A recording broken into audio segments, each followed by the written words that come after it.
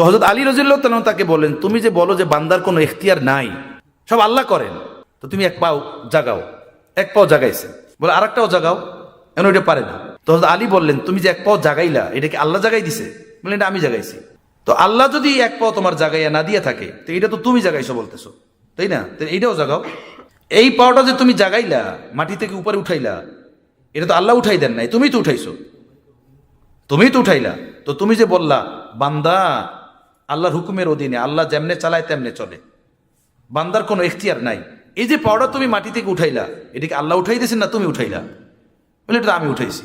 তো তুমি যে বললা যে বান্দার কোনো ইখতিয়ার নাই, বান্দার কোনো স্বাধীনতা নাই, আমার ভাই, তো ওয়াহাদাইনা হুন্নাজদাইন, কোরআনে পাকের ভিতর আল্লাহ পাক বলেন, বান্দাকে আল্লাহ পাক দুইটা পথ দিছেন, ভালো এবং মন্দ।